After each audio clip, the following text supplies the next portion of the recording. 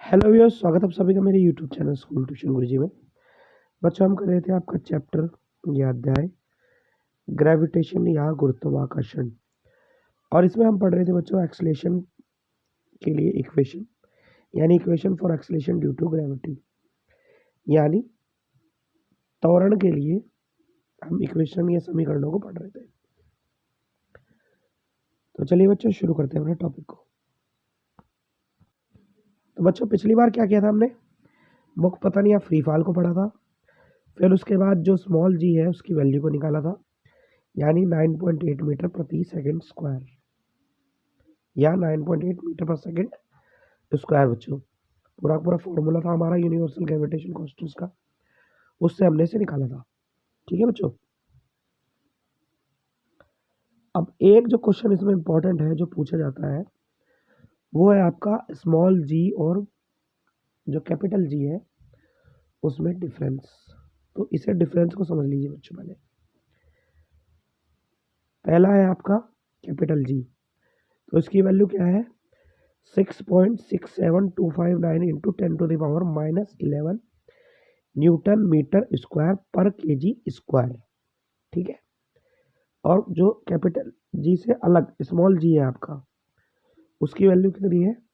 9.8 metre पर second square. ठीक है।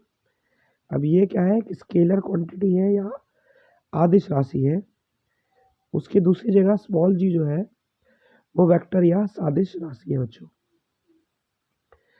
फिर है जो कैपिटल जी की वैल्यू है पूरे यूनिवर्स में सेम रहती है, लेकिन जो स्मॉल जी है आपका उसकी value place to place planet पे वेरी करती है बच्चों। फिर क्या है? ग्रेविटेशनल कांस्टेंट को कैपिटल जी से डिनोट करते हैं और एक्सेलेरेशन ड्यू टू ग्रेविटी यानी गुरुत्वीय त्वरण को स्मॉल जी से डिनोट करते हैं बच्चों। अब ये डिस्टेंस और मास पे डिपेंडेंट नहीं होता कैपिटल वाला, यानी वस्तुओं के बीच की दूरी और उनके भार पर यह निर्भर नहीं करता है, लेकिन जो स्मॉल जी है वो उस तरह निर्भर करता है बच्चों। तो ये कुछ बेसिक डिफरेंस था बच्चों इन दोनों के बीच, और ये काफ़ी इंपॉर्टेंट है, आपका एग्जाम में पूछा जाता है। फिर आता है बच्चों motion of object under the influence of gravitational force of earth, यानी पृथ्वी के गुरुत्वाकर्षण बल के प्रभाव में वस्तु की गति। तो होता क्या है बच्चों कि आप सभी को पता है कि जो अर्थ है ग्रेविटेशन फोर्स के कारण या उसकी एक्सेलेरेशन ड्यू टू ग्रेविटी जो प्रोड्यूस होती है उसकी वजह से हम सभी के सभी पृथ्वी की तरफ आकर्षित हुए रहते हैं, या फिर जो सारे ऑब्जेक्ट हैं वो धरती की तरफ आकर्षित रहते हैं। अब जो एक्सेलेरेशन ड्यू टू ग्रेविटी होता है यानी गुरुत्वीय त्वरण होता है वो मास ऑफ ऑब्जेक्ट पे डिपेंड नहीं करता बच्चों। तो अब क्या कह सकते हैं बच्चों? क्या कहते हैं बच्चों? Therefore, in vacuum, not only these two balls but all objects fall with the same rate and reach the ground at the same time। यानी इसलिए निर्वात में न केवल ये दो गेंदें बल्कि सभी वस्तुएं एक ही दर से गिरती है और एक ही समय जमीन पर पहुंचती है बच्चों। यानी अगर कोई दो बॉल हमने ऊपर की साइड फेंकी तो वो सेम रेट से आएंगी। ठीक है।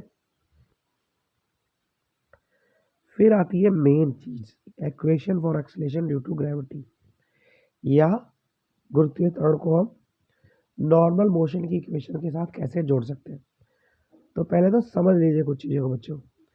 होता क्या है कि अगर नॉर्मल कंडीशन में हम एक एक्टिविटी परफॉर्म करें और एक पत्थर को और एक पंख को ऊपर से नीचे की तरफ फेंकें, तो जो एयर का रेजिस्टेंस ऑफर होगा फिदर को कम होगा और स्टोन को थोड़ा ज़्यादा हो जाएगा,